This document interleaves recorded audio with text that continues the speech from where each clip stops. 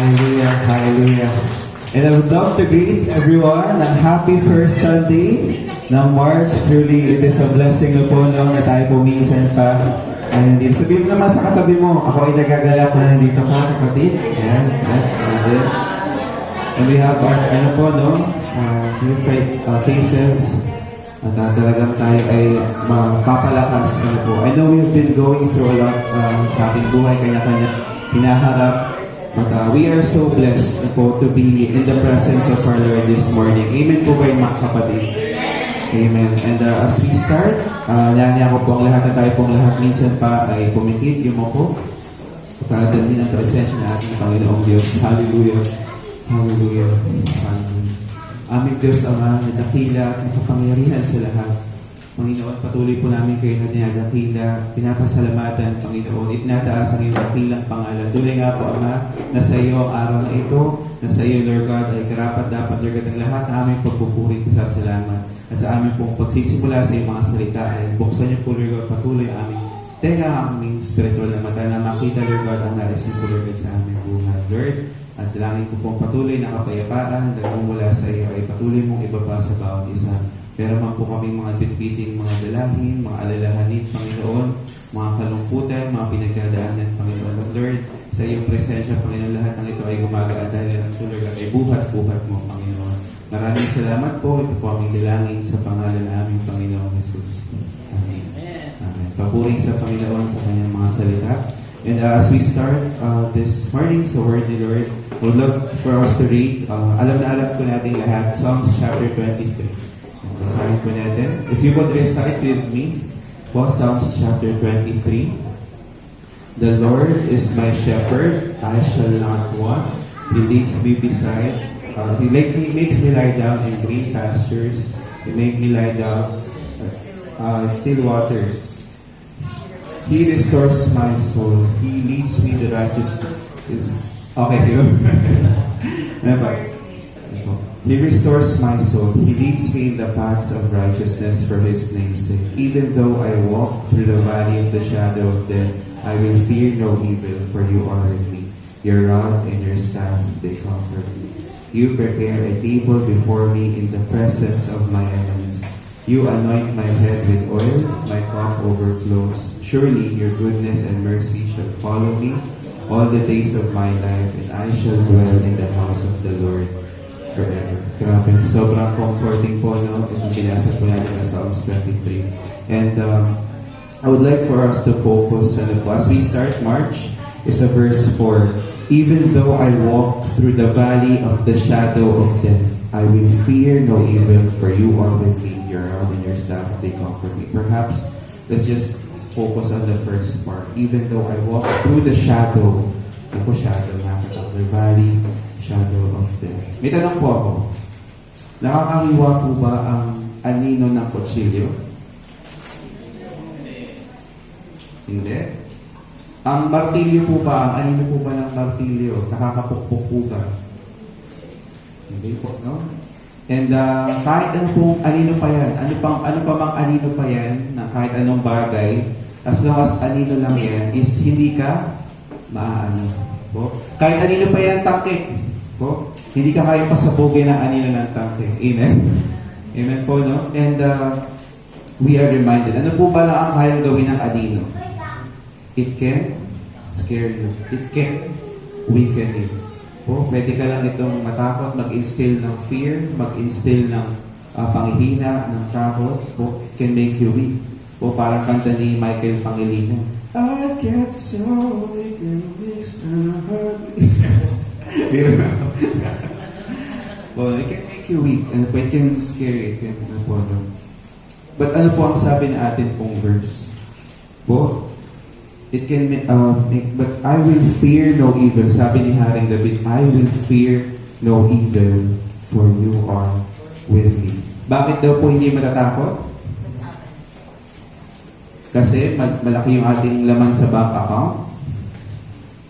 Hindi po ba tayo matakot kasi marami po tayong material blessing, marami po tayong hindi po ngayon ang sinabi ni David, I will fear no evil, for you are with me. Hindi po tayo natatakot, hindi dahil marami tayong laman ng pera sa bangko. Hindi tayo natatakot, hindi dahil malusog tayo. Hindi tayo natatakot dahil parang okay ang lahat. Hindi matatakot. The only reason is kasama natin ang Diyos. Dahil kasama natin ang makapangyarihang Diyos, He is in control of everything. Hindi man, talagang natin may paliwanag yung ating mga inaharap sa ngayon, hindi man natin yung mga kalungkutan, yung mga pinagdaanan, but we know everything is in God's control. He is in control. Kaya-kaya ng Diyos natin. He wants us just to not fear and trust. Instead of fear, to trust in Him. Amen po ba yun, kapatid? Patuloy po tayo magtiwala sa Panginoon, sa atin pong pagpapatuloy, sa atin pong paglakad, sa atin pong pananampalataya. Inanya ko po ang lahat na tayo po ay tumayo sa atin pong pananalangin. Hallelujah. Hallelujah. Pinsan pa aming Panginoong Diyos, kami po ay dumudulog sa iyong paanan sa oras na ito. Nakikita niyo po, Lord God, yung aming pong nilalaman na aming mga isipan, na aming mga puso, Panginoon, na nagnanais, Panginoon, na makarating, Lord God, sa iyong bahay-sambahan, makanig, Lord God, ng iyong salita, ng iyong presensya, Panginoon. Dahil tunay nga po, Ama, na sa iyong presensya, Panginoon, sa aming pong fellowship, sa aming mga kapatid, kasama-sama kami, Lord God, nagpupuri sa iyo, Panginoon. Ay, Lord, dinudulutan mo kami, Lord God, ng biyaya, Panginoon, na nagmumula sa iyo. Biyaya, Panginoon, ng kapayapaan. Biyaya, Lord God, ng kagalakan, Panginoon. Biyaya, Lord God, ng kalakasan, Panginoon. Ano man, Lord God, yung aming hinaharap, Ama, ay tunay nga po, Lord God, na gumagaan, Panginoon. Lord, you lift up, Lord God, the burdens of our shoulders, Panginoon. Lord, you're giving us rest. Lord, you're giving us peace, Panginoon. And Lord, maraming salamat, Panginoon, dahil hindi kami karapat-dapat ng lahat ng ito. Then, Lord God, sobrang generous mo, Panginoon. Lord God, sobrang, Lord God, ang iyong pagiging mapagbigay sa amin, Panginoon, Lord, hindi naman kami karapat-dapat, Panginoon. Ngunit, Lord God, lahat ito yung pinagkakalo mo, yung aming hangin, yung aming kinakain sa araw-araw, Panginoon, Lord God. Lord God, yung kalakasan sa aming trabaho, Panginoon, yung aming kalusugan, Panginoon, yung aming kagalingan, Panginoon, Lord God, Lord, we all acknowledge that it all comes from you, Panginoon.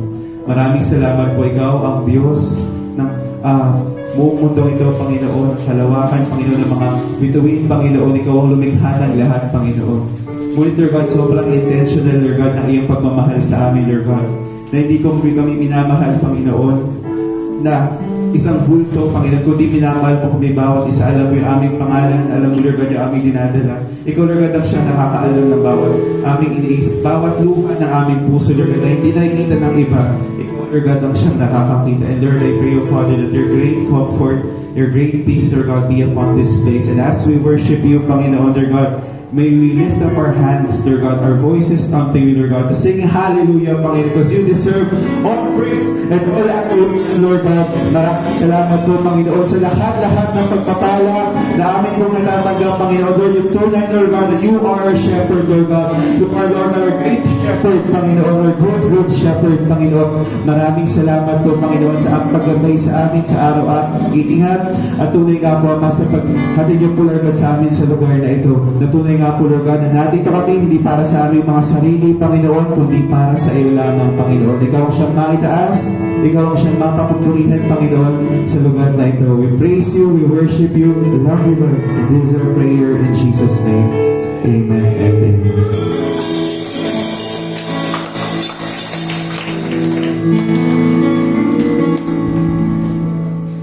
Amen. Blessed morning po sa ating lahat, mga kapatid. Ayan, good morning po.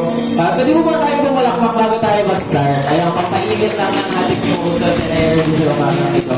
Okay po, welcome po sa ating Sunday service ng JSCC, Jesus Shepherd Community Church. We celebrate the first Sunday of the month of March. Ayan po. Gaya na natin po natin ginagawa, pwede po natin kamayan yung ating mga kapatid before we start. Sa likod, sa harap, sa ating mga katabi. Batiin po natin sila ng isang mapagpalang umaga po, kapatid. Ayan. Tuloy nga po na napakasarap magpuri sa Lord, makinig at mag-aral at pagnilayan ng salita ng Panginoon kasama ang ating mga kapatid sa Panginoon. Sino po yung gusto makaranas ng pagpapala sa morning ito? Parang mahina po. Sino po yung gusto makaranas ng blessing galing kay Lord? Amen. Sige po. Tayo po ay patuloy pupusin para palalakasin ng ating Panginoong Jesus sa bawat araw. Napakaganda po ng message kanina po, no? About Psalms 23. No, sa pulan, we shall no fear, no any shadow of death. Kasi kasama natin ang Panginoon. And dahil po doon, tayo po ay maniniwala. Hindi po magiging buhay ang salita ng Diyos kung hindi tayo maniniwala, mga kapatid. Tama po ba? Amen po ba? Kung walang faith, kung walang belief sa puso natin, di ba po? As we sing this song, nawa maging declaration natin siya ng ating pananampalataya at pag-asa sa Lord. Pwede po ba nating ipikit pansamantalang ating mga mata? Pwede po ba nating awitin ito? Sing, I believe, I believe. Let's sing it with all of our hearts. Bilang declaration ng ating pananampalataya sa ating Panginoong Hesus sa umagang ito. Let's speak to Him as if parang kausap natin ang Panginoong Hesus. Sabi nga po, ang oras na meron tayo sa oras na ito, ang pagkakataong makatayo tayo, ang pagkakataon na may taas ng ating mga kamay, ang pagkakataon na tayo ay umawit ay isang privilege na pinagkaloob sa atin ng ating Panginoon. Hallelujah! Kaya sa oras na ito, let's speak to our Lord. Let's shout sa magitan ng ating mga boses. Let's sing if we really do believe sa ating Panginoon Jesus. Hallelujah. Samahan niyo po kami sa pag-awit. Hallelujah, Lord. Let's feel the presence of the Lord. Let's sing, I believe. Hallelujah. I believe, I believe. Hallelujah. I believe in you. I believe, I believe. Ano man yung pinagdadaanan natin, sing. I believe in you. Sing, I believe, I believe, I believe. Yes, Lord, we believe in you. I believe, we will walk by our faith and not by our sight. I believe, I believe.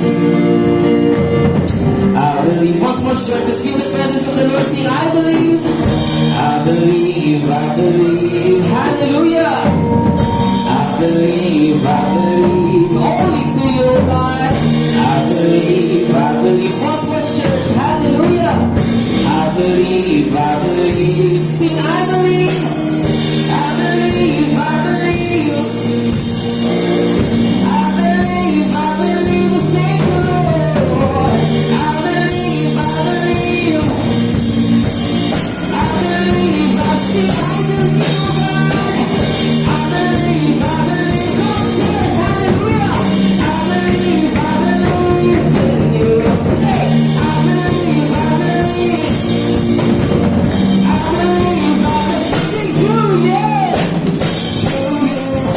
Thank you, Lord. I believe. See, I believe.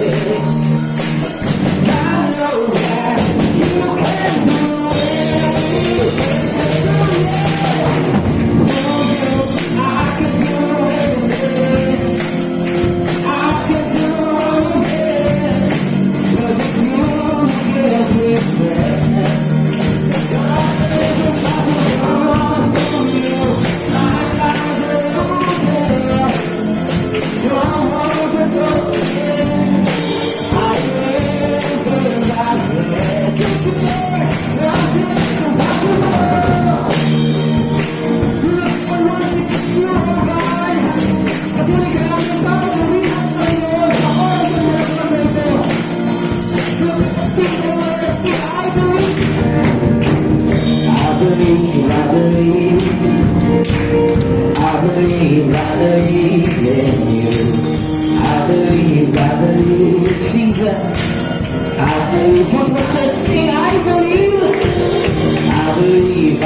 What's my I believe, yeah. You thank you, Lord. I believe, hallelujah. I believe, what's my sing? I believe.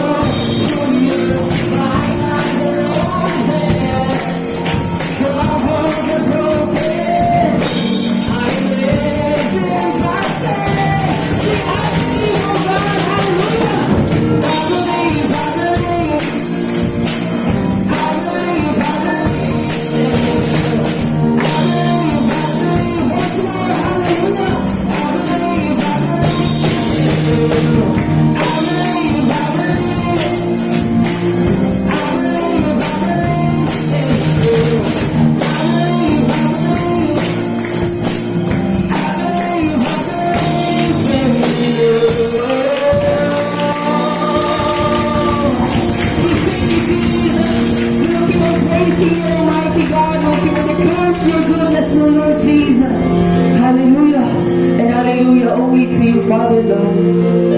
Panginoon, kami po ay patuloy na umaawit at lumalapit sa inyo, Lord. Sa oras na ito at sa pagkakataong ito, Lord Jesus. Allowing your presence to be bigger than our fears. Mas malaki pa, Panginoon, kaysa sa aming mga alalahanin, sa lahat po ng aming mga takot, sa lahat po ng aming kahinaan.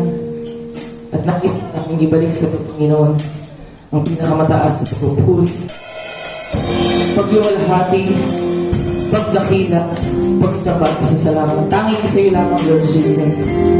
Hayaan mo, Panginoon, doon sa pamamagitan ng aming pagtayo, taas ng aming mga kamay, pagsikit ng aming mga mata, at pag-awit sa magitan ng aming mga labi, Lord Jesus, ay maging way ito, Lord Jesus, ng aming pasalamat at pagsamba. Tanging sa iyo lamang, O Diyos. Purihin ka, O God. Purihin ka. Worship you, Jesus. We worship you, Almighty God. Hallelujah. Mga kapatid, let us allow the presence of the Lord na mahusap po sa ating lahat. Let's allow the presence at ang mga salita ng Panginoon na tumipong sa ating mga puso. And let the light of the Lord shine bright sa sanlibutan ito, mga kapatid. Amen po, mga kapatid. Pwede po ba natin palakpakan muna si Lord?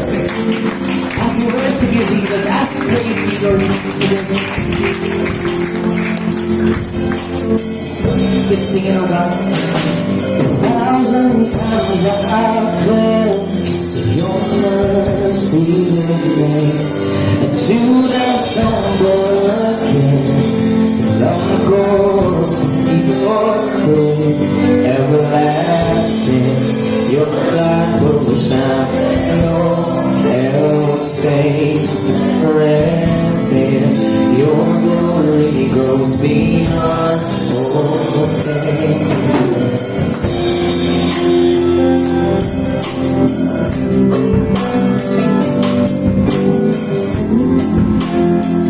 Skip singing for the Lord, sing above. Well, above all else, my purpose dreaming, the art of losing myself and bringing you grace everlasting.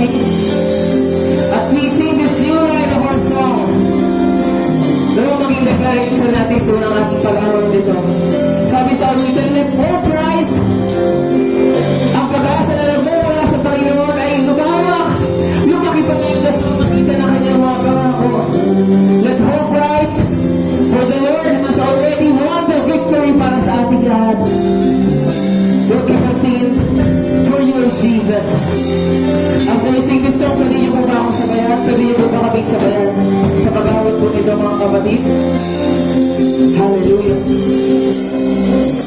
So let hope rise, darkness tremble in your holy light, and every eye will sing Jesus our God. Great and mighty to praise. Come on, church, let's sing, let hope rise. Let hope rise. Darkness tremble in your holy light. And every eye will see Jesus our God. Great and mighty to praise. Let hope rise, Jesus. Let hope rise. Darkness tremble in your holy light. And every eye will see Jesus our God. Hallelujah. Great and mighty to praise. Let hope rise, oh God. So let hope rise. Darkness tremble in your holy light. And every eye will see Jesus our God. Great and mighty to praise. Come on, church.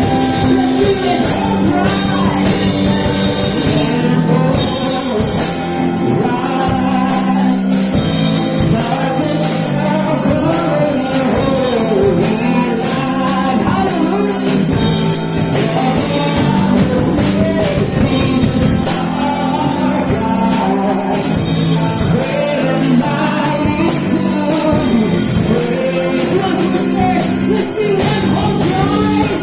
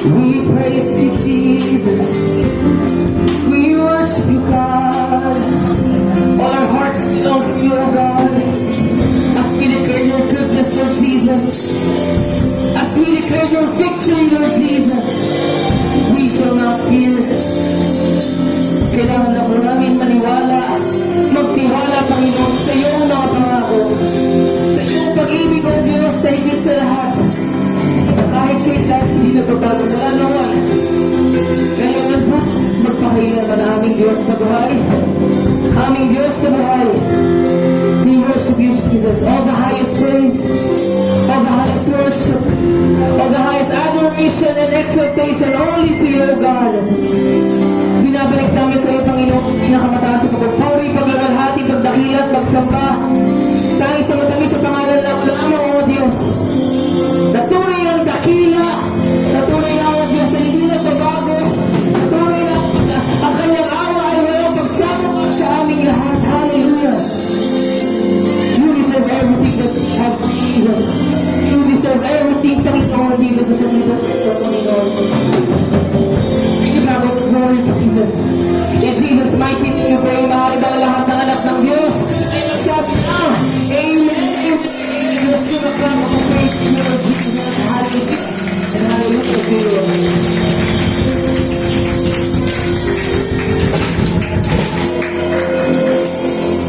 Amen. Amen. Praise the Lord. Praise the Lord. Mapuri sa Panginoon sa ating mga pag-aawitan. Mapuri sa Panginoon. Lord, thank you, Lord. Thank you, Lord. At po tayong lahat, makaupo. Mapuri sa Panginoon.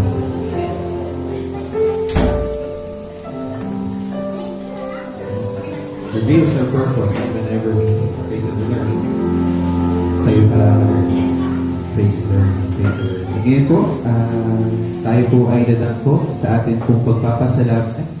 Ngayong umaga, sino po ang nais magpasalamat sa Lord? Ngayon po bang nais magpasalamat? Ay, si Nanay Natividad. Mapunin paparal si Lord sa buhay ni Nanay Natividad.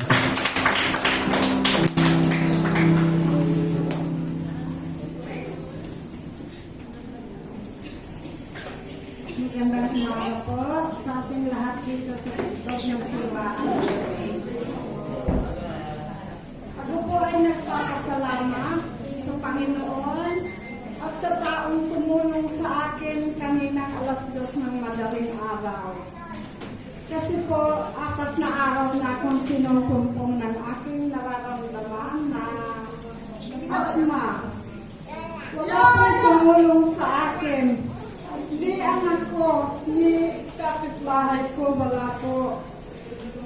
May mag-asawa pong pumunta kanina sa bahay, alauna. Kinatok po kami mag-asawa. Bakit daw hindi nila ako nakikita sa building? Sabi ko, ng asawa ko, sinutok ko. Alam niyo po, hindi kayo makapaniwala. Hindi rin po ako makapaniwala na ako po ay dinalaan ng isang gamot lang po na pang-nebulizer. Kaya po ako siguro pinagkalooban po ng gano'n ng Panginoong Diyos. Dahil po ngayon ako'y magsisimba dito. Linggo-linggo po kasi talagang hindi po ako nakakalimot sa Panginoon natin. Kaya po maraming salamat po doon sa tumulong sa akin na nagpunta kanina madaling araw sa bahay. Ako po ay napaiyak dahil ang mga anak ko po ay hindi nila alam. Ako po ang kinatok sa aming tinitirahan. Kaya maraming salamat po sa Panginoon at doon sa taong tumulong. At saka po hinihingi ko po ng tulong po ang aking manugang po na nasa hospital. Na hanggang ngayon, 4 na araw na rin po, nasa wheelchair pa siya. Gusto ko po bigyan ng magandang higaan ang aking pamangkin. Nagmamakawa po ako sa Panginoon na tulungan niya po ang aking may sakit sa ospital. Kasi 4 na araw na po nga naka-wheelchair. Sasalinan po kasi ng dugo. Yun din po kasi ang tumutulong sa amin mag-asawa nang gagaling pa po sa Pasig. Kaya ito po, laking pasasalamat ko po sa mga tao, lalo na po dito sa ating simbahan, ang mga tumutulong sa amin mag-asawa. Maraming salamat po.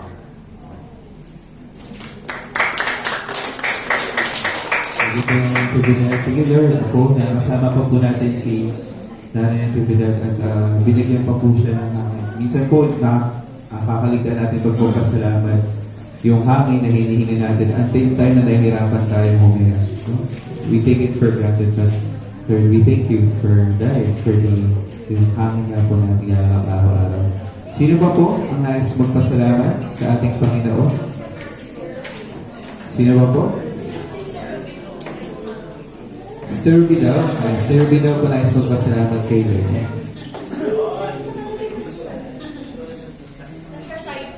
Ay, kayo po. Sige po, kung ano po siguro papasalamat din po kay Lord, no? Perhaps yung kanina din po, no, talagang papuri sa Panginoon sa natapos na linggo. I was given the opportunity na mabisita po si teacher sa Manila, doon po sa kanilang pinag-i-stayan. And talagang despite nung mga pinagdadaanan ni teacher ngayon, talagang siya pa rin talaga yung nagiging source mo ng strength, nagiging source mo talaga ng encouragement. Sobrang grabe yung moment na yun. Tsaka yung luto din ni Bayboy. Thank you kay Lord. Pero pasalamat kay Lord that na given that opportunity. And parang yari nga ako kay teacher kasi when I was trying to recite the Psalms 23, na-mental block ako. And I tried to recite it without the help of the shepherd. Sabi ko, Lord, okay na tayo. Pero it was a humbling experience po, no? For every one of us. So talagang one time na hindi ka lang talaga mag-rely kay Lord, it will just go all snow falling down. And papuri sa Panginoon sa opportunity na yun. And also try to ask for your prayer request po sa amin pong interview sa ethics. Dapat po nung last month pa po, po ba? February. Kaso po natagalan po yung interview nung nauna sa amin. Parang sobrang dinitiknik po kasi sila. Sobrang dinitiknik po sila nung ethics committee na kung babayaran po hindi. So tumagal din, naghintay kami sa Zoom ng like 4 hours from 1 to 5. Sabi po this na lang po, March 4. Tama po ba? March 4. Kaya I asked for prayers. Tuesday, 9 po yung start ng interview and mapagtagumpayan ni Lord yung another process, another step sa transplant ko ni teacher. Ayun po, papuri sa Panginoon. Sino po nais magpasalamat sa Lord? Wala na po ba? Ayan, sige po, kung wala na po, tawagin na po natin si Pastor Ferdy sa salita ng ating Panginoong Diyos. Palakpakan si Lord sa buhay natin sa Pastor. Thank you, Pastor Ed.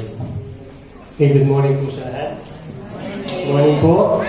Okay, so March na po, no? Napakabilis ng panahon. Parang kailan lang celebrate pa natin yung araw ng mga puso. But today,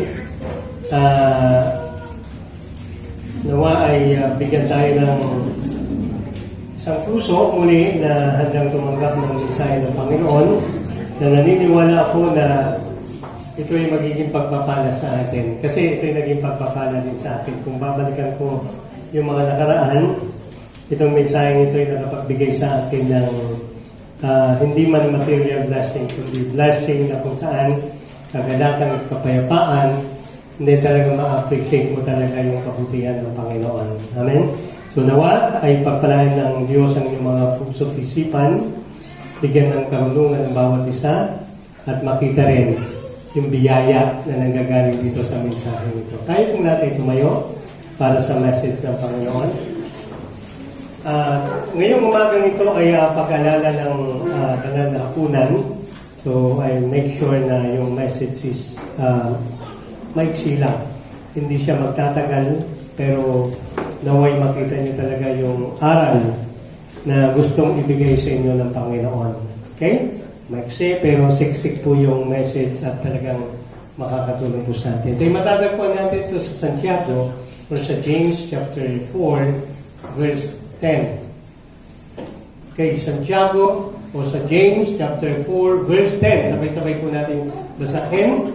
Magpakumbaba kayo sa harapan ng Panginoon at kayo ay itataas niya. Ulitin po ulit natin. Magpakumbaba kayo sa harapan ng Panginoon at kayo ay itataas niya. Tayong lahat ay umuha at manalangin. Damhin po natin yung presensya ng Panginoon. Damhin po natin yung mensahe ng Panginoon na gusto niyang maging pagpapala po sa bawat isa sa atin. Purihin ka aming Diyos sa umagang ito sa iyong mga salita. Purihin ka sa iyong kabutihan at katapatan. Salamat po sa panibagong kalakasan at buhay na inyo pong ipinagkatiwala sa amin sa araw na ito. Salamat po sa mga biyaya na namin natanggap mula nung kami ay nagising. Patuloy nga, O Diyos, na samahan niyo po kami, karunungan na nanggagaling sa iyo. Buksan mo ang aming mga puso't isipan at hayaan na ang iyong banal na Espiritu ang siyang manguna po sa amin at patuloy na maranasan po namin ang iyong dakilang katapatan at ang iyong dakilang pagmamahal. Pagpalain mo ang bawat isa amin at anumang gawa ng kaaway ay tinataboy po namin sa lugar na ito.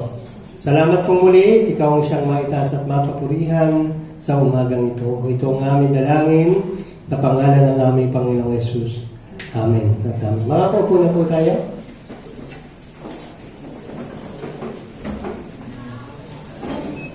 Okay, before ako magsimula dun sa message, ang mensaheng ito ay nagsimula noong ako ay papunta ng Zamboanga.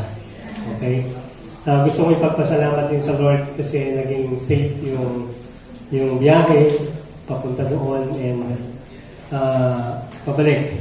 Okay, so parang tahimik, parang walang nangyari, no? Ang bilis ng araw. Okay, so but meron akong ipagpasalamat sa Lord kasi nung papunta doon, mabilis lang yung biyahe. Around, ano lang naman, 1 hour and 30 minutes dapat, pero napabilis. 1 hour, 15 minutes lang nakarating na ng airport ng Zamboanga from Manila. Ang problem noon, nung ilang feet ba bang taas na aeroplano? 3,000 feet ata, no? So, maganda yung biyahe, ma-smooth lang. So ako tumitingin lang, nagpipicture lang, nagbibideo sa labas. So ini-enjoy ko yung moment, no?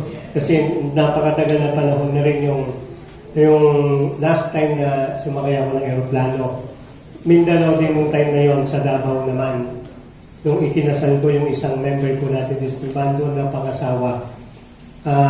Kaya sinasuggest ko po sa inyo kung mag-aasawa kayo dito na lang. Binuin nyo, nakarating ako ng Davao sa Kidapawan. From Davao International Airport, sumakay kami ng van, 100 km per hour yung takbo, pero 3 hours pa rin yung biyahe dun sa van. Napakalayo. Ito ay sa Mount Apo. Paanan na ng Mount Apo sa Kidapawan. Grabe, ang layo. In-expect ko 3 araw na ako, pero yung ticket pala namin pang 5 araw. So, that was 15 ata, 16, nung time na yun, last time na yun. So, ang problem, nung nakalagpas na ng 30 minutes yung biyahe, nakaramdam ako ng sakit sa tenga. Sumasakit siya. Oo, talaga, grabe. And then, siguro mga una ko naramdaman, 5 minutes more, talagang sobra na. Parang puputok na yung ulo ko. Sabi ko nung kasama kong dalawa, tatlo kasi kami. Sabi ko, sakit ng tenga ko. Sabi ko, talagang inano ko na yung ulo ko. Yung pala, nagbumababa ng paunti-unti aeroplano. Parang nabunutan lang ako ng tinik nung nag-announce yung piloto na cabin crew prepare for arrival. Parang sabi ko malapit na. Parang nawala ng konti, parang naiwas-wasan ako ng konti. Parang nalilib ng konti. Pero masakit pa rin. And nung nag-announce uli yung cabin crew prepare for landing. Magla-landing na. Kaya sabi ko, Lord, thank you Lord. Kasi grabe talaga as in. Yung sakit talaga puputok na yung tenga ko. So, hindi ko na-experience yun dati, pero siguro tumatanda na, no? Nangyayaring gano'n. And then yung papalik pa rin, na may sinuggest sa akin na mag-bubble gum, umuya ng bubble gum, at mag-headset, no, earphone, makinig ng music. So, andun yung sakit pero na-tolerable naman yung sakit yun. Hindi na masyado. So, ganun pa rin. Pasensya na po kasi wala akong pasalubong. Walang pambili.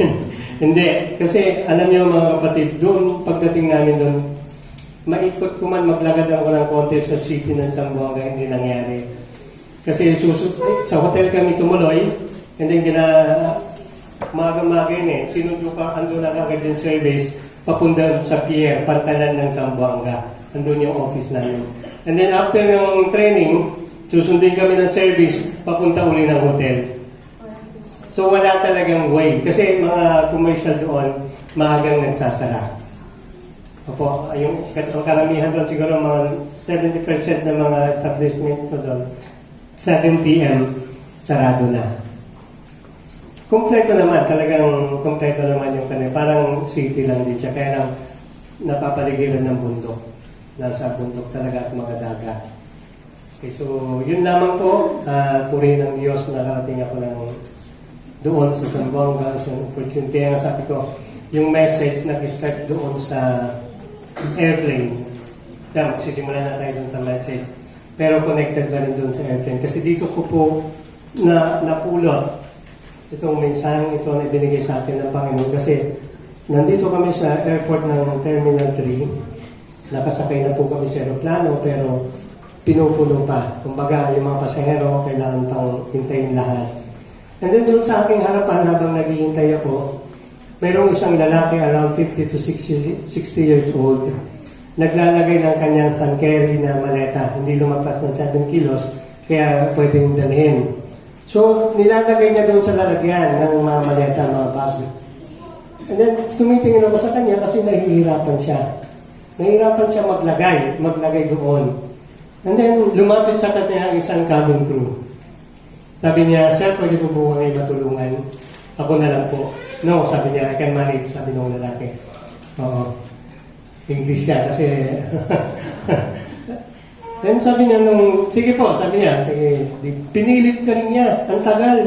Sinusok-sok niya yung maleta niya doon sa taas. And then, again, lumapit uli yung cabin crew na nag-approach sa kanya ng "Sir, ako na lang po, sir. Upo na lang po kayo." "Hindi," sabi niya, "ako bahala na rito, kaya ko to." So, sa madaling salita, nailagay niya yung maleta niya. Hindi pa kinuklose yung mga yun kasi initay mo na mga lahat.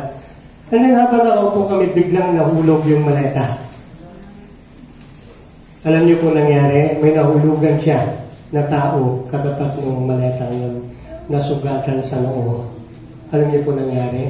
Bumaba, dinala sa clinic ng airport yung nataganan, pati yung may-ari ng maleta. Alam niyo po nangyari, hindi sila kasama na lumipat papuntang Zamboanga. Bakit? Ano kaya ang problem doon? Ano kaya nangyari? Dahil sa hindi nagpapakumbaba. Okay? Walang pagpapakumbaba. Na, alam naman natin yung mga cabin crew, sila ang may kaalaman kung kakasya ba yung maleta doon at kung ano yung kailangan gawin para magkasya. Pinilit niya. Nagmataas siya. Nagmayabang siya. Ano nangyari? In consequences, hindi siya napupunta ng Zamboanga. Nang araw na yon, magbabayad pa siya doon sa nasugatan. Another one. Pagdating namin ng Zamboanga, second day ng training, yung mga empleyado na ititrain ko ay mga experience na rin. May mga alam na rin sa trabaho, ganoong nature ng work na yon. Dahil medyo bata pa ako, may edad na sila. Matagal na sila doon. Hindi yung company namin, may mga ibang company na nag-apply sila doon. Bago lang kasi yung company na yon. Hindi sila nakikinig. Ang dami nilang comment. Ang dami nilang mga sinasabi na dapat makinig lang. To make the story short, after ng second day ng training, hindi niya alam na nag-assume pala kasali yung pinaka-manager dito sa Maynila. Nanonood lang doon sa training namin. Hindi yung operational manager doon na maiwan sa Zamboanga. Kinausap kami dalawa ng may-ari. Ang sabi ng may-ari, lahat ng mga hindi magaganda ugali under observation kaagad. So anytime, pwede silang matanggal. Ano ang nangyari ulit doon? Anong reason? Kung bakit under observation uli sila, walang pagpapakumbaba. Okay? Hindi nagpapakumbaba. Dapat ganun tayo, di po ba? Kung baguhan tayo, di ba? O kung mayroong mga in-assign na authority o leader sa isang grupo, dapat mayroong pagpapakumbaba. Kahit magaling po tayo dapat. Kaya ba natin kaya yon? Amen. So, kung siguro ito yung binibigay sa atin ang mensahe ng Panginoon kasi totoo naman po talaga. Sa mundong ito, sa panahon po natin ngayon, napakahirap magpakumbaba ng isang tao. Gusto lagi siya yung marunong. Gusto niya magaling, gusto niya susunod, gusto niya yung mataas. Pero gusto kong iparating ko sa inyo na yung pagmamataas o pagmamayabang at walang pagpapakumbaba ay hindi pinagpapala ng Panginoon. Hindi siya itinataas ng Panginoon. And then doon ko na-realize after 3 days na natapos yung training, nandun na kami sa hotel, no? Kain tulog na lang, pagdating sa training. Doon ko na-realize, doon ko ginagawa yung message. Hindi ko pa sinusulat, hindi ko pa binubuo. Kumbaga, inaaral ko na. Binalikan ko yung nakaraan. The first day na ako ay nag-apply sa company namin, nag-apply ako as delivery rider. Kasi noong time na yun, that was 2021 pandemic day, no? Talagang rider lang talaga yung nakakalusot sa mga kung saan-saan. So, yun yung nag-apply ko. Hindi ko in-expect na yung magiging trabaho ko. Akala ko mga messenger lang. Noong una, tagadala lang ako ng mga PO, yung mga order ng bawat mga company na dideliver namin. Yung pala magiging trabaho ko, yung magdadala ng mga mabibigat na mga bagay na naiwan ng mga truck namin. Kami yung taga-dala ng mga naiwan. Minsan aircon yung dala mo, nakalagay sa likod ng motor mo. Diba? Ang bigat, minsan cabinet, mga ganun eh. Yung mga dala-dala mo na hinahabol, nakakarating ako ng Bulacan. And then kapag bumabalik ka sa trabaho, kinukwento ko lang po sa inyo, connected naman po doon, na minsan talaga, kailangan mo mag-adjust. Na minsan iisipin mo, mas magaling pa ako dito eh. Ba't ako inutusan nito? Diba? Mas marami pa akong alam dito. Minsan inutusan ako ng mga kargador ng truck, inutusan ako. Diba? Isakay mo na yan, mga word, pero nagpakumbaba pa rin. And then na-realize ko, kung ako'y nagmataas ng panahon na yun, maaaring hindi na ako nakarating ng ganitong position at pinagkakatiwalaan ng kumpanya na mag-train ng bagong branch, makarating pa ng Zamboanga. Amen? So, ang mahabang panahon from 2021, di ba? Magpatuloy lang. Yun yung message ng Panginoon sa atin sa umagang ito. Pero ngayong umagang ito, naiintindihan na nga ba talaga natin ano nga ba ang ibig sabihin ng pagpapakumbaba? Kasi minsan sumunod ka lang, ay nagpakumbaba na ako. Feeling natin, di ba, pag sumunod lang tayo isang beses, ay okay na ako, mapagkumbaba na ako. Sumusunod na ako. Kaya minsan ano tayo nare-redirect po tayo. Nakala natin, humble tayo, pero hindi pa pala. Kaya sa umagang ito, mga kapatid, ang mensahe ng Panginoon, sa atin sa umagang ito, paki-forward po.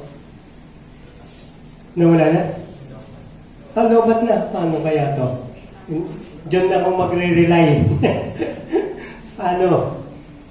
Pati yung mga verses, no? Hindi ba na-charge yan? So, matatagalan tayo ngayon. Sabi ko kanina, mapapabilis tayo. Yung pala, lalo tayong mapapatagal dahil wala tayong PowerPoint. At dalawang sender pa yung pinag-sendsan ko, si Tibo sa si Jennifer. Wait lang po ha. Kasi wala tayong PowerPoint. Manual tayo, magiging manual po tayo. Okay. So, yung message ng Panginoon sa atin, mga kapatid, yung i-summarize na lang natin, pagpapakumbaba. Sabihin nga natin, pagpapakumbaba. Okay?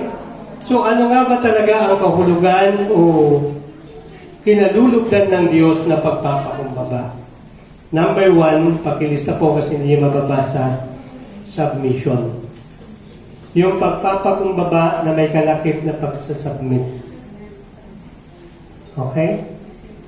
Kasi karamihan katulad ng sinabi ko sa inyo kanina, talaga napakahirap mag-submit. or mag-humble. Nag-humble tayo, pero ang katotohanan, hindi naman tayo nagsasubmit. Tama po ba? Ha? Yung andun na, sumusunod ka, pero hindi ka naman talaga nagsasubmit. Parang yung mga trainer, nagtitrain sa amin. Umatin sila ng training, di ba? Nagbihis sila, dumating sila on time. Kung alas 9 yung time ng start ng training, umatin sila. Or like for example, dito sa simbahan natin, ang Sunday service natin ay 9 a.m. Umatin kayo before 9. Di ba ba? Parang pakiramdam natin, nag-humble na tayo. Nagsasubmit na tayo. Pero ang totoo, hindi. Di ba? Kasi maraming bagay, makikita po natin, malalaman natin ngayon. Yung submission. Ang sabi sa Filipos, ito na nga, yung sinasabi ko, magmamanual po tayo. Meron nga? Ayan.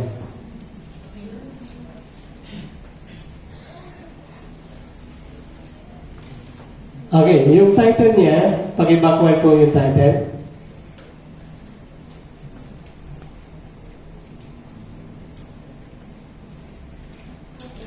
How to hold humility. Again, number 1, submission. Submission to authority. Okay? Kasi dalawang bagay kasi yung pinagsasubmitan po natin. Una, submission to authority. Sabi sa Filipos chapter 2 or 5 to 8, ito ay sapagkat kailangan taglayin ninyo ang kaisipan na natay Kristo Jesus din naman, bagaman siya ay nasa anyong Diyos, hindi niya itinuring na kailangang pakahawakan ang kanyang pagiging kapantay ng Diyos. Bagkus ginawa niyang walang kabuluhan ang kanyang sarili at tinanggap niya ang anyo ng isang alipin at nakitulad sa tao. Yamang siya ay nasumpungan sa anyong tao, siya ay nagpakumbaba at naging masunurin hanggang sa kamatayan, maging kamatayan sa krus. Okay? So, ang modelo po natin sa pagpapakumbaba ay walang iba kundi ang Panginoong Jesucristo. Maaring minabuti niya naganyong tao para maging halimbawa po para siya sa atin. Na kahit siya ay Diyos, siya ay nagsubmit pa rin sa authority ng mundong ito. Hindi niya sinasabi na ako ay Diyos. Di ba ba? Kapag siya ay pinaparusahan, kapag siya ay naalipusta, kapag siya ay inuutusan, okay, kapag may mga nagmamagaling sa kanya, nag-submit siya sa authority, nag-submit siya sa kalooban ng Panginoong Diyos. Hindi niya ginawang, sige nga, Lord, sabi niya, sige nga, Ama, dalhin mo ako sa langit, sa lupa, magsasubmit ako sa iyo. Mag-humble ako. Pero hanggang doon lang. Walang submission. Hindi yung kinalulugdan ng Panginoon sa atin. Ganon din sa atin dito sa simbahan. Nagsimba ka, nag-humble ka, pero walang submission kasi hindi ka nagsasubmit sa authority ng simbahan. Ang sinabi ng simbahan, tinuturo sa atin mismo na magmahalan tayo. Diba? Magbahagi ka ng salita ng Panginoon. Pero hindi mo ginagawa. Walang humbleness. Iba yung gusto mong gawing way. Iba yung gusto mong paraan. Katulad sa training namin, diba? Nag-humble, dumating, pero sumasagot-sagot. Diba? Nag-o-oppose. Diba? Nagko-comment. Hindi yung kinakalagdan ng Panginoon. Kapag tayo nag-humble sa Panginoon, nag-humble tayo sa authority, kahit sino pa man yan, ano man yung pinag-aralan niya. Diba ba? Isang modelo ang Panginoon Jesucristo.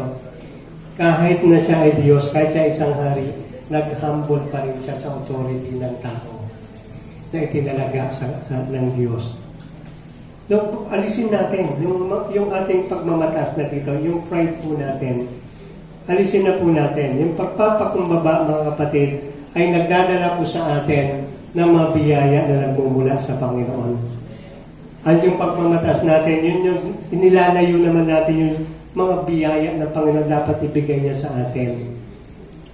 Okay? Alam niyo, mga kapatid, mayroong pastor akong kakilala. Naalala ko ito gagamitin ko na ito. Kasi timing naman dito sa mensahe. Ang sabi ng pastor sa akin, pastor, sabi niya, may lumapit sa akin dati, na-open daw siya sa akin. Ha? Sabi ko, bakit naman? Member yung church leader na yun na-open sa akin. Sinabi niya sa akin, nagalit siya. Pastor, na-open ako sa iyo. Bakit naman? Sabi ko nun sa pastor. Kasi nung anniversary namin, ina-appreciate daw niya yung mga member na mapagkumbaba. Nung tinawag niya, kunwari, Pastor Redo, isa sa pinaka-mapagkumbaba, Brother Jojo, mapagkumbaba, na-mention niya, marami siyang mention. And then yung pangalan daw ng taong yon na-offend, hindi na-mention yung kanyang pangalan. Okay? Sabi niya, Pastor, na-open ako. Bakit? Mas humble pa ako dun eh. Bakit hindi natawag yung pangalan ko? Sa tingin niyo po ba, humble yung taong yon? Nasabi niya, mas humble pa dun daw siya so, na-mention. Diba? Ang totoong mapagkumbaba, mga kapatid, no, tandaan po ninyo ito lagi kong sinasabi sa inyo, ang tunay na mapagkumbaba, ang tunay na humble na tao, yung kahit hindi ka na ina-appreciate, gagawa ka pa rin at maglilingkod pa rin sa Panginoon. Amen? Kahit di ka na napapansin, kahit yung iba laging tinatawag yung pangalan, ang galing-galing neto, diba, masunurin to, masipag to, eh ikaw mas masipag ka doon, hindi mo na kailangan magsalita. Hindi mo kailangan ma-open. Mga kapatid, as long as tama yung puso mo, as long as tama yung ginagawa mo, huwag mong hintayin na itaas ka ng tao. Ang hintayin mo ay ang itaas ka ng Panginoon. Amen? Amen? Naniniwala po ba kayo doon? Experience ko yan. Ngayon lang. Pero marami na mga bagay din na ibinaba ako ng Panginoon dahil sa pagmamataas. Opo, maraming beses na. And then na-realize ko na naging Kristiyano ako. Yung tunay palang pagtataas ng Panginoon ay hindi mo ipinipilit na magaling ka. Ha? Hindi mo ipinipilit na mas magaling ka dun sa taong pinuri. Kaya nga mga kapatid sa ngayon, sabi ng Panginoon, di ko ba, sa Filipos, nawala ulit. Lalobat ulit. Paki-forward. Ito lagi kong sinasabi din sa inyo to. Sabi sa Filipos, or sa Lucas, chapter 14, verse 11. Wala pa rin, hanapin natin. Lucas, chapter 4, verse 11. Pero sa translation ko dito, maaaring magkaiba sa inyo.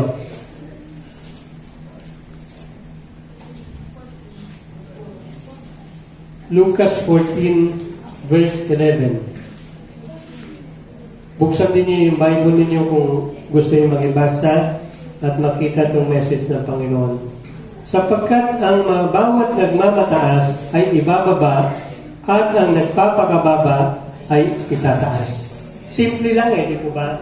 Hindi mo na kailangan magsaliksik hindi mo na kailangan magpakahirap para hanapin yung paraan para itaas ka ng Panginoon. Ano yung sekreto? Magpakumbaba. Kaya ba natin yun? Ha? Kasi minsan yung may attitude yung tao lagi na gusto niya laging bida. Alisin na natin yun. Ang bida sa Panginoon yung parang Fernando Pu Jr. Ha? Yung magugulping una sa una, di po ba?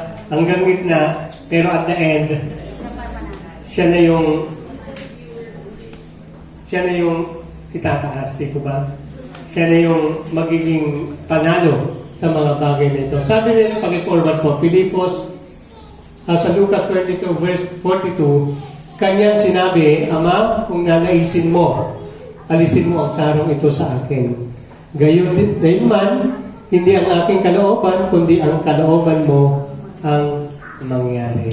So, humble pa rin. Nagpapasakop pa rin sa Panginoong Diyos. Nagpapasakop pa rin sa authority ng tao kung ano yung gagawin sa Kanya. Yours will be done. Diba? Yours be done, sabi ng Panginoong Jesucristo. Okay? So, dapat lagi natin tatandaan ito, mga kapatid, na kung saan ang Panginoon ay hindi nalulukod sa mga mapagmataas. And then, isa pang meaning, ng submission to authority, mga kapatid, yung hindi lang panlabas na kaanyuan, nakikita yung pagpapakumbaba po natin. Kasi karamihan nagpapakumbaba pero panlabas na anyuan, di ba? Sige, okay lang, mas magaling ka. Sige, okay lang, susunod ako sa iyo. Di ba? Pero sa loob-loob, sa puso niya, yung parang tupa na sumusunod, pero may leon pala na gustong kumawala sa kanyang kalooban. Di ba? Yung parang, oo, ang galing mo kaysa sa akin. Oo, susunod na ako sa iyo. Pero sa loob-loob mo, hindi pala, kabaliktaran yung sinasabi. Yung parang oo ka, pero yung action mo ganda, oo. Di ba? Naalala yung Bishop Oriel. Umuoo ka pero umiiling ka. Iba, hindi po ba? So dapat ganon. Kasi nakikita ng Diyos yun eh.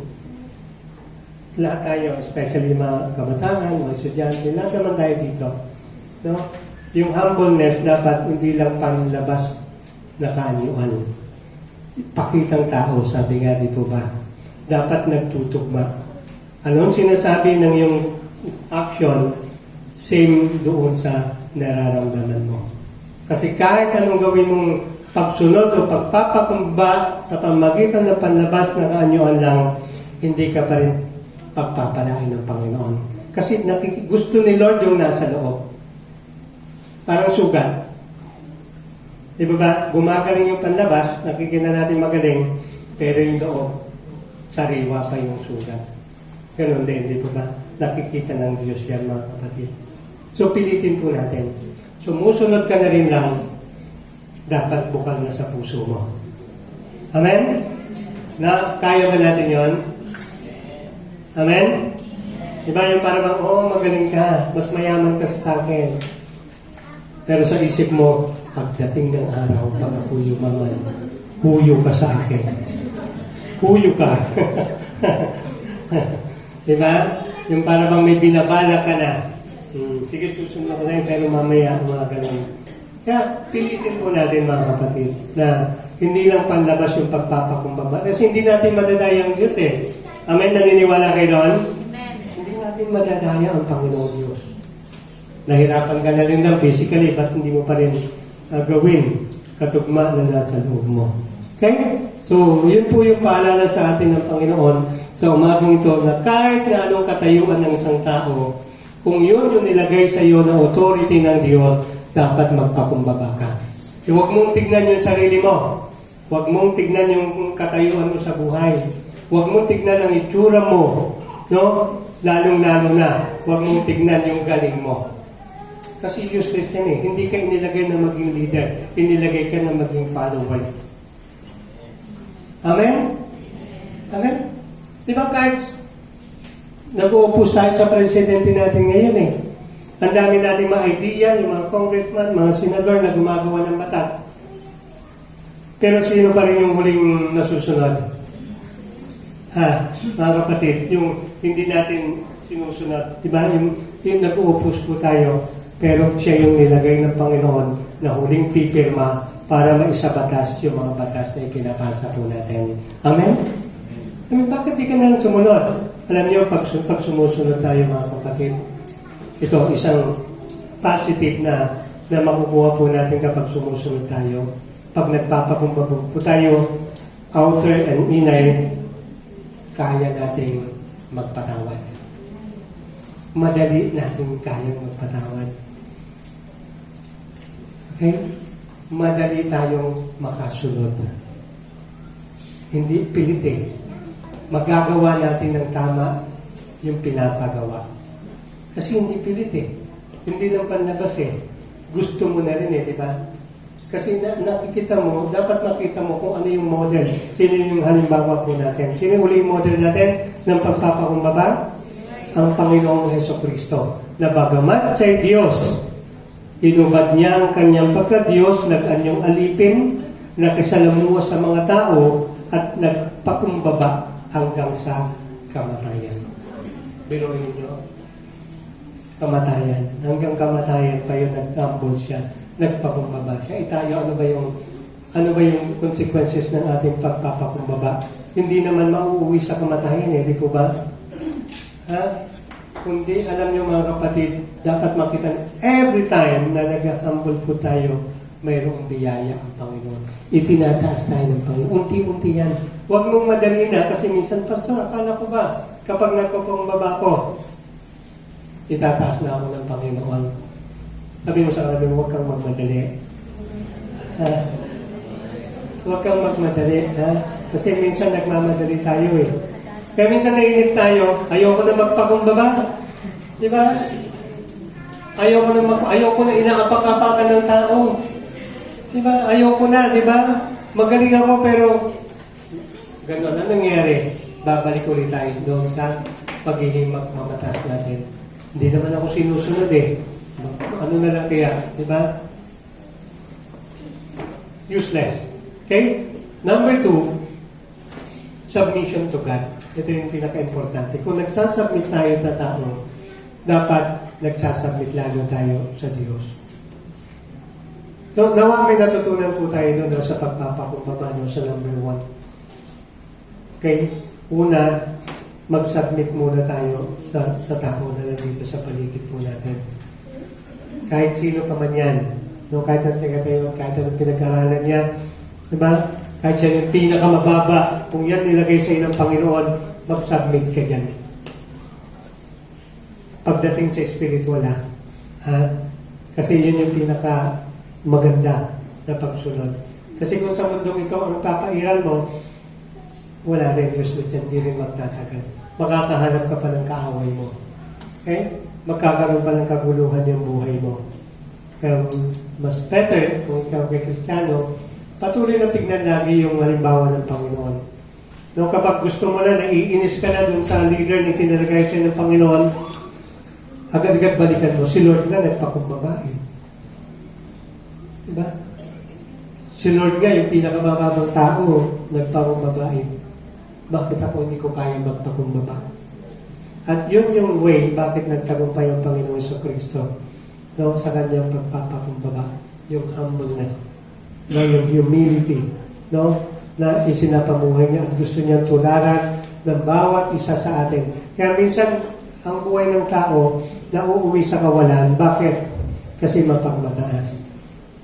Ayaw ng Diyos yan. Okay? Kaya nga sabi nga dito, sa number 2 points po natin, submission to God. Isaiah 14:12-14. Isang halimbawa ito na dapat matakot na po tayo, no? Matakot na po ito. Alisin na po natin yung sarili po natin pagmamataas. Ang sabi dito, o maningning na bituin sa umaga, anak ng bukang liwayway. Yan, yung first sentence pala na yan, o maningning na bituin sa umaga, anak ng bukang liwayway. Sino yung pinatutungkulan dyan? Sino din yung shining star ng panahon na yun? Yung talagang nagliliwanag sa kalangitan. Nagliliwanag sa kaharian ng Diyos. Sino daw ba yun dati? Okay, pag-ibabasahin natin. Bumagsak ka rin sa lupa at nahulog mula sa langit.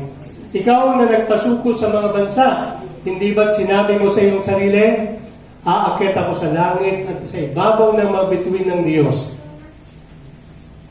Ilalagay ko ang aking trono. Uupo ako sa ibabaw ng bundok na tagpuan ng mga Diyos sa malayong hilaga. Aakyat ako sa ibabaw ng mga ulap, papantayan ko ang kataas-taasan. Si Satanas. Tingnan mo yung katabi mo.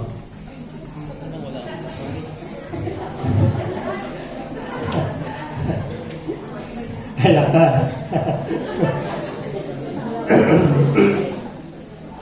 So, nawa ito'y maging halimbawa na po sa atin, no? Na nire-remind tayo ng Panginoon. Na dati si Lucifer o si Satanas ay isang maningning anghel doon sa kalangitan. Siya ay talagang popular. Kumbaga siya ay star of all season. Diba? Shining star nga siya eh. Sabi ka sa Bible eh. Diba? Pero dahil sa kanyang pagmamataas, ibinagsak siya ng Panginoon. Ang taas. Mula langit, bumagsak sa lupa. Ano kaya nangyayari noon? Gusto ba natin na gano'n, mga kapatid? Gusto ba natin maranasan yung gano'ng senaryo sa buhay po natin? Na sa ating magpumataas, bigla na lang tayo babagsak. Hindi naman, ang Diyos naman ay nakikita po yung kalagayan po natin. Amen? Gusto ng Diyos na itaas ka talaga. Gusto kanya na maging shining star o isang star of all season dito sa loob ng simbahan. Ha? Pero nawa, kapag dumating sa time na ikaw ay nasa rurok ng tagumpay, huwag mong gamitin yung tagumpay na yon sa pagmamataas. Amen? Gusto ni Lord, ang bawat isa sa atin nasa taas. Kaya ang sabi sa Bible tayo ay nasa unahan, hindi nasa hulihan. Tayo yung nasa ibabaw, hindi tayo nasa ilalim. Tayo yung naulo, hindi tayo yung buntot. Yun yung plano ng Diyos sa atin. Kaya lang every time na tayo ay nagmamataas, ibabalik tayo ng Panginoon. Ang sakit nun, di po ba? Mas masakit yun nagmamataas ka at bigla kang babagsak. Kaysa yung mataas ka, hindi ka nagmamataas, tapos babagsak ka, walang sakit. Kasi humble ka pa rin, di ba? Humble ka kahit mataas ka na. Kahit bumagsak ka, humble kasi alam mo kung ano yung kalooban ng Panginoon. Amen? Kinikilala mo pa rin ng lahat ng bagay na meron sa'yo ay galing sa Panginoon. Amen? Kaya ka nagsasubmit sa Panginoon And then number, especially in spiritual life natin, yung salvation po natin, kapag nagsasubmit tayo sa Panginoon, kapag lumalapit tayo sa Panginoon, dapat yung dala-dala po natin, yung kasalanan lang po natin. Ha? Yung kasalanan po natin, yung repentance. Submission na may repentance. Kasi minsan lumalapit yung tao, hindi yung kasalanan yung nire-repent niya. Hindi siya makapag-repent ng tama, ng maayos. Bakit? Dala-dala niya yung mga ibang bagay sa buhay niya. Yung tagumpay niya, yung kalakasan niya, o yung mga reason na Lord, ito lang naman yung ginawa ko Diba? Maliit lang naman, diba? Maliit at malaking kasalanan ay parehas lang. Kaya huwag natin dalahan yung pag-reason natin sa Panginoon. Lord, patatawarin mo naman ako siguro kasi maliit lang yung kasalanan ko. Lord, patatawarin mo naman ako siguro kasi nagalit lang ako. Hindi. Kapag nagsasubmit tayo sa Panginoon, dapat aminin po natin o yung dala-dala lang po natin na kasalanan pa rin yun. Maliit man o malaki. Amen? Kasi minsan nagsasubmit tayo, may kasamang pagmamayabang. Lord, nagkasala ako pero marami naman akong ginawang kabutihan. Sa tingin niyo po ba, ang isang damit na puti, may isang tuldok lang. Hindi ba dumi yung tuldok lang? Kasalanan rin, yung halimbawa ko, yung isang maliit na kasalanan, nasasabi mo, Lord, ang dami kong mabut, nagbigay ako, nagpatawad ako, nagmahal ako, tumulong ako. Kaya siguro itong tuldok na nito, wala lang sa'yo. Hindi. Kapag nag-submit ka si Lord, alisin mo natin yun, isurrender mo yung maliit na tuldok na yun. Hindi natin pwede ipagmayabang na ang dami nating ginawa. Okay? Kaya mga kapatid, sa umagang ito, pinapaalala sa atin ng Panginoon, paki-forward po. Isaiah 66 verse 2, sa lahat ng bagay, ako may likha, kaya ako may-ari ng lahat ng ito. Ako'y nalulugod sa mga taong nagpapakumbaba at nagsisipag-sisi sa mga may takot at sa utos ko'y sumusunod. Yan, sabi nga, di ba? Nagpapakumbaba at nagsisipag-sisi. Sa tingin niyo ba ang isang tao na sabi, Lord, may kasalanan ako maliit pero ang dami kong ginawa. Sa tingin niyo ba nagsisisi yun? Hindi, parang Lord, palitan na lang. Diba, may ginawa naman ako, maliit lang, palit na lang, diba, linisin mo na. Hindi ganon. Dapat maliit man o malaki yan, pagsisisiyan mo. Magpapakumbaba ka, Lord, nagkatala ako, ito na po, sinusurrender ko na siya. Nagsasabing na ako sa iyo, Lord, na hindi ko na uulitin o pipilitin ko na hindi ko na uulitin pang muli. Yun yung totoo na submission sa Panginoon. Amen? Amen. Paki-forward isa pa.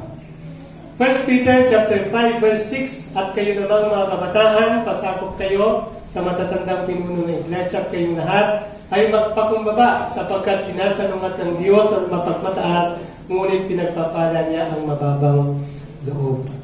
Specific, sabi nga, hindi man literal ng mga kabataan yan, pero sinasabi ko sa inyo, ngayon sa mga kabataan ngayon, di po ba, yung pagpapakumbaba, na hindi pag-amin sa mga bagay na pagkakamali sa buhay, yun yung mag-uuwi ng kabuluhan sa buhay ninyo. Okay, lalo-lalo na kayo mga Kristiyano, mga kabataan, sa maaring sa panahon na kayo ay nasa kasayahan, enjoy nyo na yan, baka bawiin ni Lord yan. Diba? At least naranasan mo, diba? At least naranasan mo, kahit sa munting buhay mo. Pero, aaminin ko sa inyo, mga kapatid, hindi nalulugod ang Panginoon Diyos. Sinasalungat ng Diyos na mapagmataas. Maaring mataas ka ngayon, maniwala ka sa akin. Ibababa ka ng Lord, hindi para parusahan ka. Ha?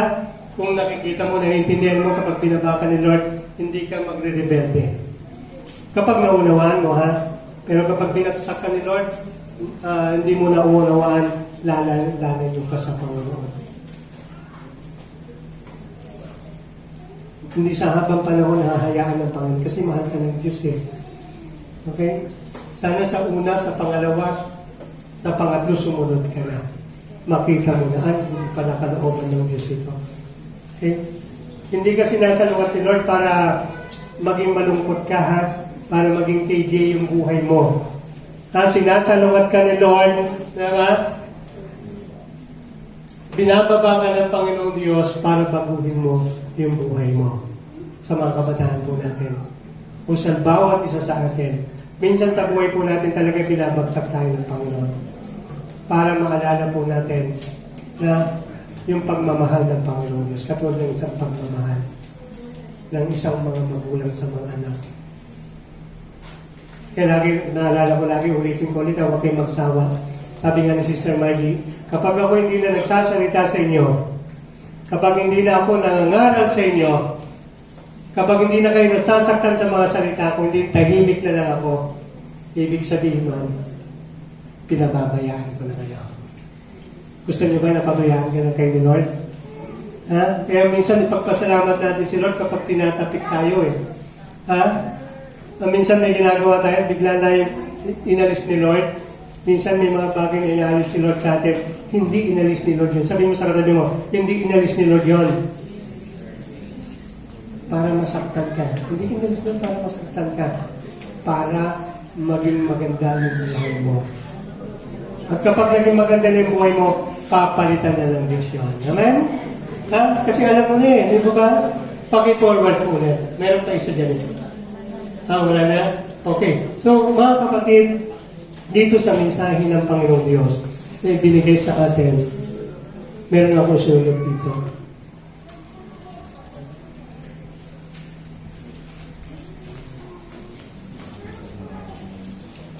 Ayan. So, pakinggan niyo po ito, babasahin ko na lang ha. Wala na sigurong katangian ang pinakamalapit sa puso ng Diyos, kundi ang pagpapakumbaba. Sapagkat maging ang Panginoong Jesucristo, bagamat siya Diyos ay marunong magpakumbaba at kanyang ipinakita nung siya'y nagkatawang tao. Di ba ba? Grabe yung example na from heaven to earth, ginawa ng Panginoong Diyos yan para mayroon tayong halimbawa na tutularan. Kumbaga mayroon tayong mapa na susundan. Okay? And then dito,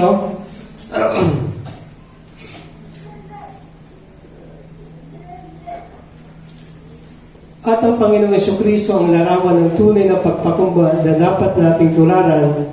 Kaya sinabi ni Apostol Pablo, huwag kayong gumawa ng anuman dahil sa paghahangad ninyong maging tanyag. Sa halip bilang tanda ng pagpapakumbaba, ituro ninyo higit ang iba kaysa sa inyong mga sarili. Pag malasakitan ninyo ang kapangalan ng iba at hindi lamang sa inyong sarili, naway magkaroon kayo ng kaisipan tulad ng kay Kristo Jesus. Yun yung tunay na humble. Hindi yung lagi mong itinataas yung sarili mo. Yung Trinity na napag-aralan ng mga primary leaders yan, huwag nawa yung maging Trinity natin yung me, myself, mine. Ha? Yung sarili mo. Yung lagi mong tinitignan, ikaw yung mataas, ikaw yung magaling, ikaw yung masunurin, ikaw yung mataas. Wag!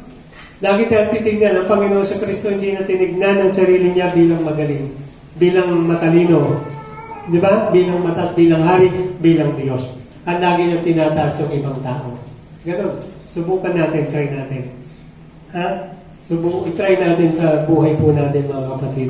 Nawa ang ating kaisipan ay maging katulad kay Kristo Jesus, mga kapatid. Ang sabi sa kanina, binasa po natin Isaiah 66 verse 2, ako'y nalulugod sa mga taong mapagkumbaba at nagsisipag-sisi sa mga taong may takot sa Diyos at sumusunod. Ang pagpapakumbaba sa harapan ng Diyos ay hindi nangangahulugan na sa Kanya lamang tayo magpapakumbaba kundi sa tao. Ang pagmamataas hindi kailanman pinalugdan ng Diyos. Halimbawa na lamang ay si Lucifer, mga kapatid.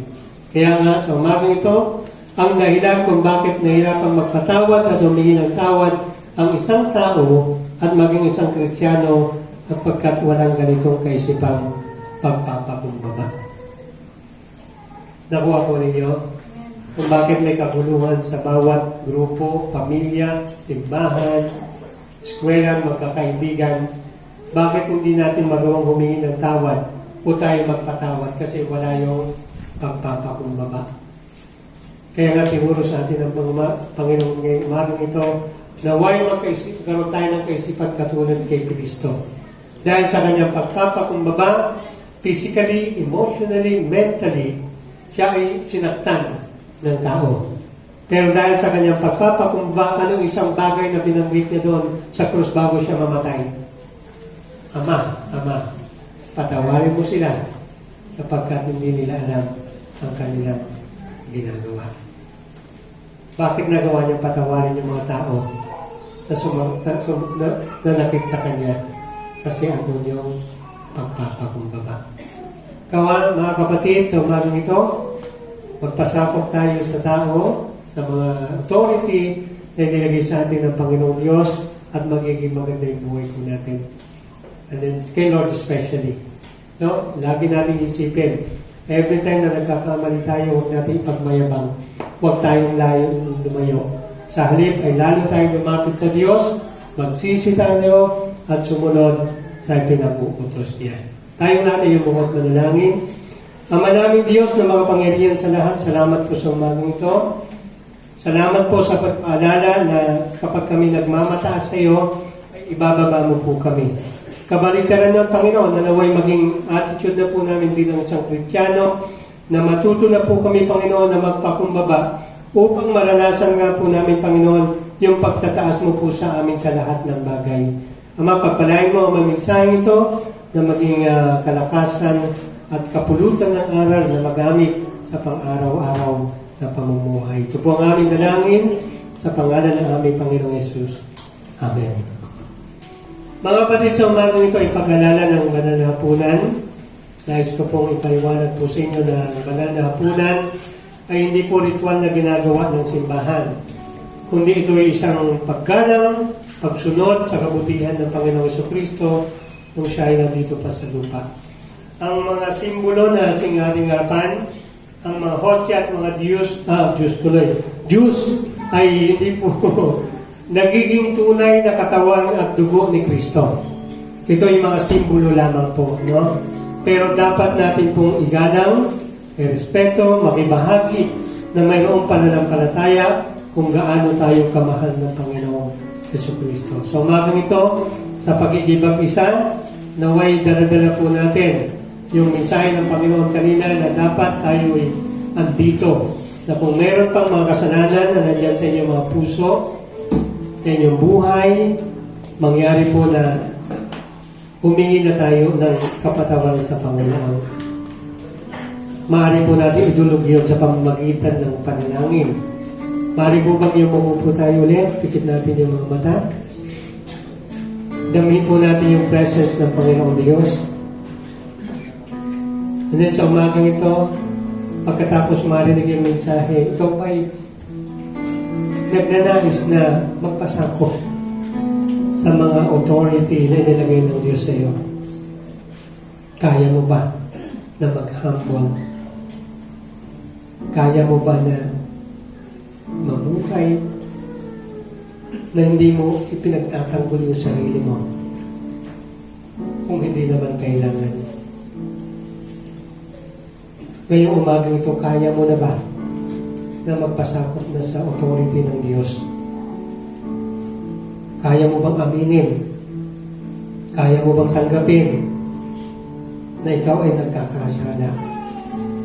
Na hindi mo ipagmamalaki yung mga nagawa mong kabutihan?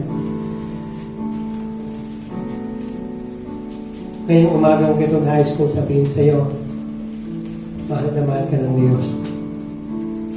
Kaya minsan sa iyong pagmamataas, binabagsak ka ni Lord kasi ayaw niya na mapahamak ka katulad kay Satanas. Na darating ang panahon na siya kanyang pagbabalik, na dapat sa kanyang kaharian na malagi si Lucifer, pero nakahanda ang dagat-dagatang apoy dahil sa kanyang pagmamataas. Ngayong umagang ito, kinikilala mo ba yung sarili na wala kang magagawa kahit nasa iyo na yung mga material na bagay, kahit na malakas yung physical na pangatawan mo, kahit ikaw na yung pinakamarunong na estudyante sa iyong klase, na kahit na ikaw na yung pinakamagaling sa loob ng iyong trabaho,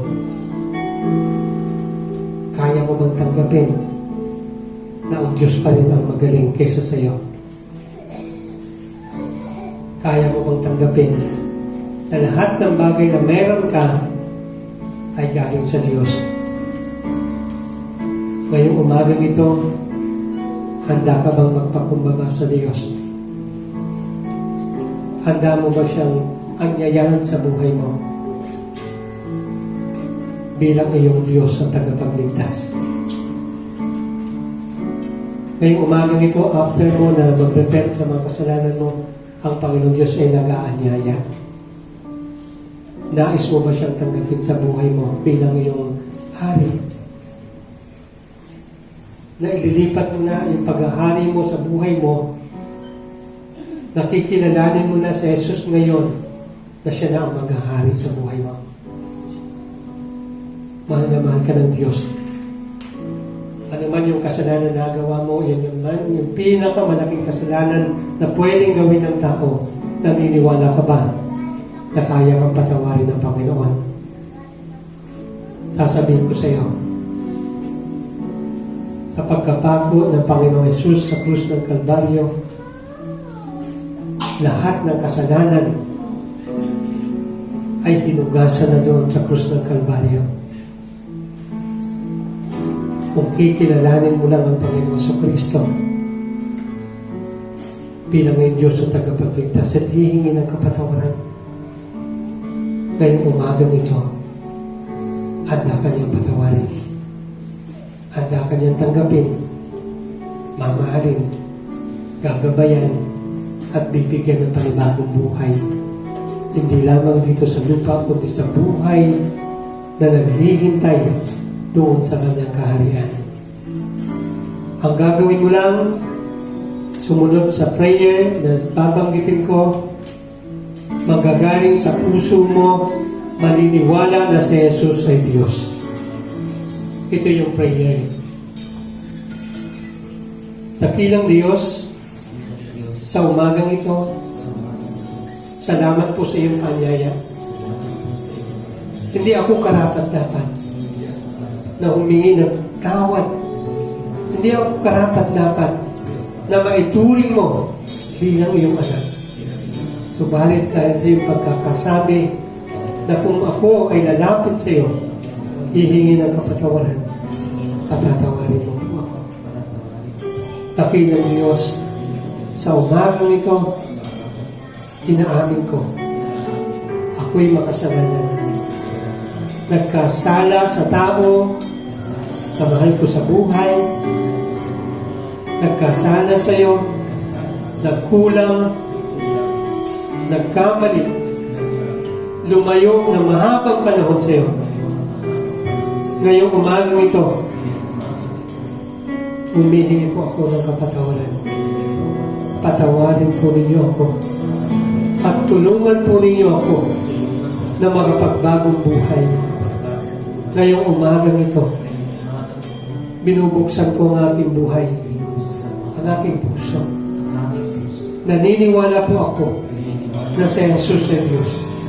Kaya tinatanggap ko siya bilang aking Diyos at tagapagligtas. Simulat sa araw na ito, ikaw na, Panginoong Jesucristo, ang magmamay-ari ng buhay ko. Ikaw na ang hari at tagapagtanggol ko. Ngayong umagang ito, naniniwala ako na ikaw ay pinako sa krus dahil sa mga kasalanan na nagawa namin. At sa iyong kapatawaran, ako'y mabubuhay muli sa iyong piling magpakailanman sa darating na panahon. Salamat po sa kapatawaran. Salamat po sa iyong dakilang pagmamahal. Salamat po sa buhay na walang hanggan. Ito ang aking dalangin sa pangalan ng aming Panginoong Jesus. Amen. Amen. Purihin ang Panginoon. Pangalan po natin barigyan ng bakit.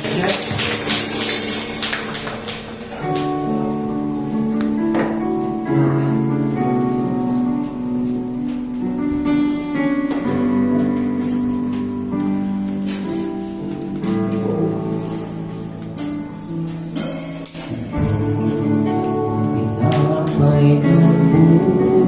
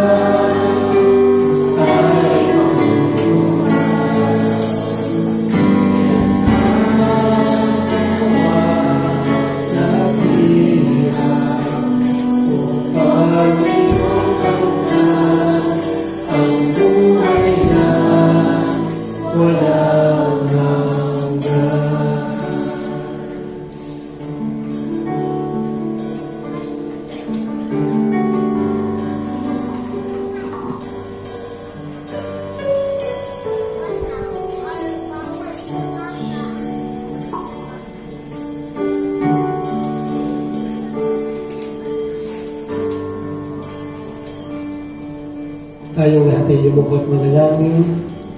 Panginoong Diyos, salamat po sa iyong dakilang pagmamahal.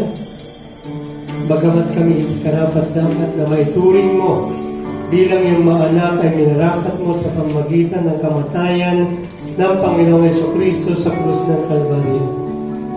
Patuloy nga, O Diyos, na maranasan ng bawat isang iyong dakilang pagmamahal at patuloy na paglinitin mo pa ang aming pong mga pananampalataya upang magamit namin sa patuloy na paglilingkod sa iyo.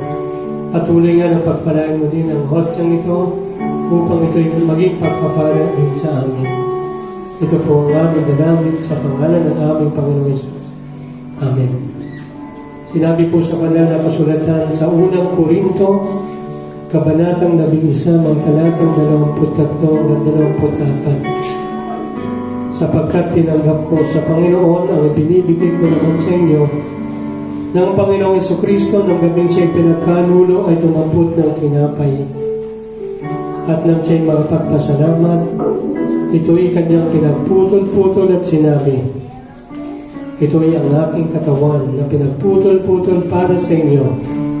Gawin ninyo ito sa pag-alala sa akin. Tanggapin po natin at kainin natin ang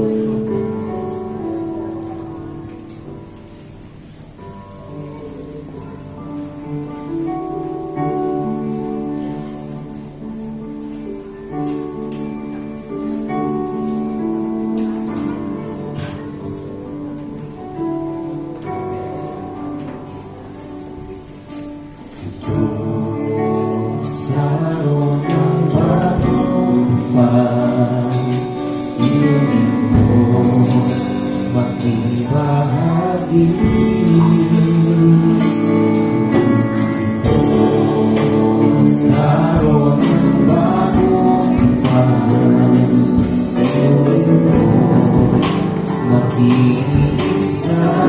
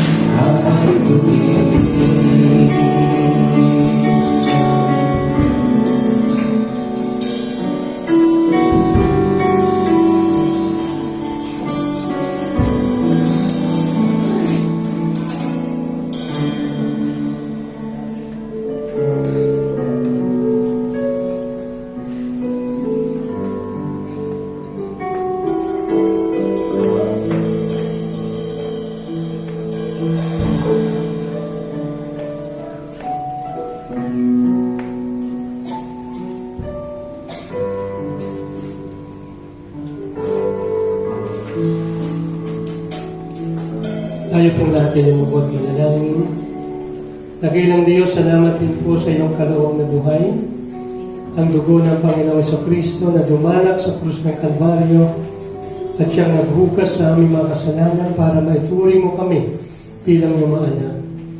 Inihandog po namin sa iyo ang aming pagsamba at pasasalamat habang patuloy po namin ipinapahayag ang iyong kaharian at ang iyong muling pagbabalik. Ito po ang aming dalangin sa pangalan ng aming Panginoon Yesus. Amen.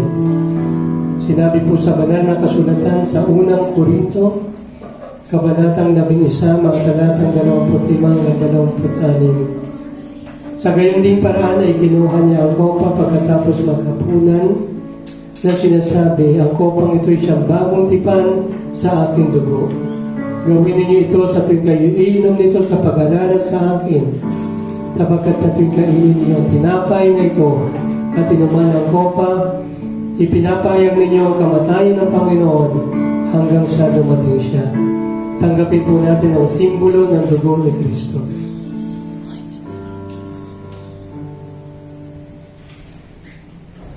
Tayo muling manalangin. Pagpalain mo nga, O Diyos, ang puso ng bawat isa na nandirito ngayon upang makita at malaman na ikaw ang Diyos na tunay na nagmahal. Sa kabila ng iyong kalagayan ay minarapat mo kami tipunin upang ipadama ang iyong kabutihan at ang iyong pagmamahal. Salamat sa pag-aalala kung anong sakripisyo ang ginawa mo para lamang kami ay maligtas sa tiyak na kamatayan. Ito ang aming dalangin na mayroong pasasalamat sa pangalan ng aming Panginoong Yesus. Amen. Amen.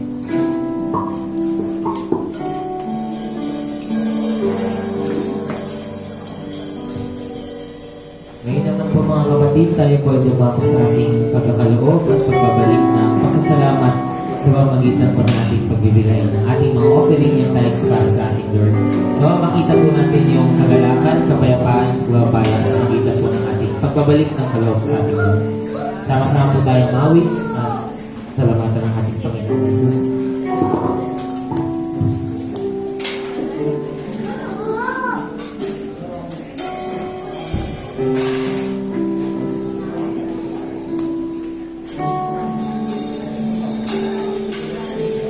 God will make a way where there seems to be no way. He works in ways we cannot see. He will make a way for me. He will be my guide, walking closer to His side. With love and strength for each new day, He will make a way. He will make a way. God will make a way where there seems to be no way. He works in ways we cannot see. He will make a way for me. My God, hold me close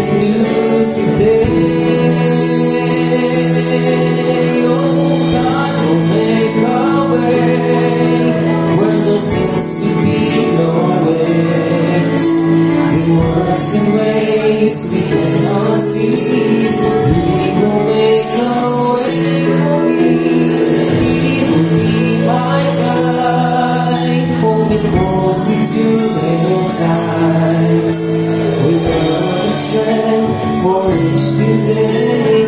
He will make a way. He will make a way. With love and strength for each new day, He will make a way. He will make a way.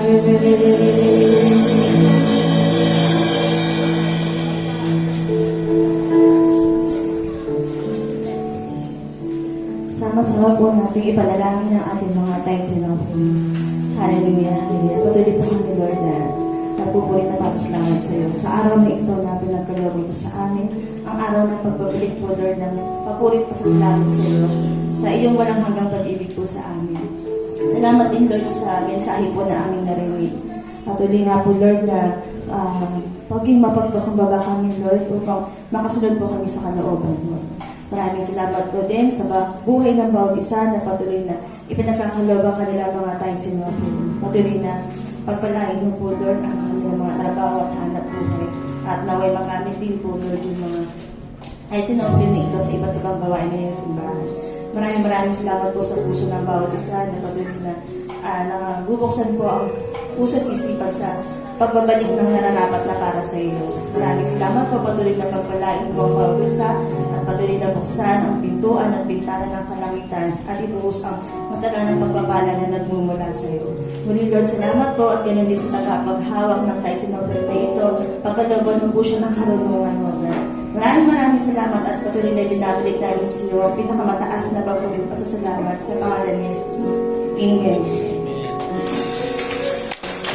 Amen. Maaari po bang nanyayaran ko po ang lahat na tumayo at sama-sama po natin awitin ang ating pangwakas na awitin sa service po natin ito. Ano po? Sino po yung pinagpala ng Lord sa umagang ito sa pamagitan ng messages niya? Amen. Pwede ba natin palakpakan muna si Lord? Amen. Palakpakan natin ang